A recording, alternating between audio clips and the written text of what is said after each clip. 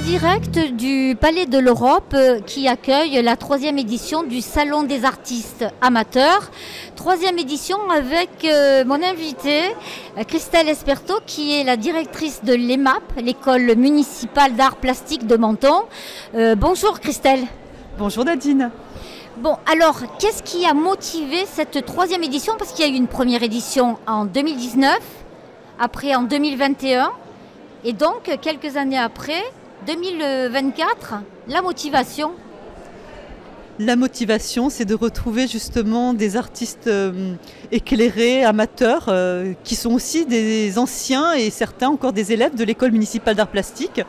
Et aussi la cause du Sort Optimiste nous paraissait justement juste. Et monsieur le maire, Yves Juel aussi, nous a donné son accord pour que nous puissions participer à cette manifestation qui est très importante dans la ville de Menton et aussi qui a du sens pour l'école municipale d'art plastique. Qui réunit tout de même quelques 300 participants cette année? Alors je crois qu'ils sont 120 et oui, ils sont beaucoup et on a eu, je crois que cette année, presque 2000 visiteurs au Palais de l'Europe, ce qui est considérable, plus que l'année dernière, d'après ce que j'ai compris. Donc c'est vrai que ça rassemble beaucoup de personnes qui sont intéressées par l'art, mais aussi par la cause que défend le Sort Optimiste.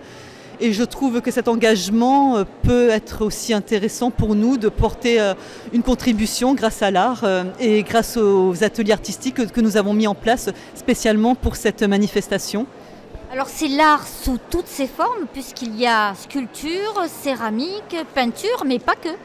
Non, il y a aussi d'autres techniques, des personnes qui sont très créatives et qui mettent en avant des techniques qui ne sont plus utilisées aujourd'hui. Donc c'est assez intéressant de voir toutes ces personnes qui développent quelque chose et qui se servent de techniques anciennes et qui les remettent au goût du jour. Donc j'ai été très surprise par la diversité et par des échanges avec les personnes qui exposent. Donc c'était un plaisir de nous retrouver ici. C'est un événement important parce que j'ai entendu tout à l'heure quelques 1500 visiteurs cette année.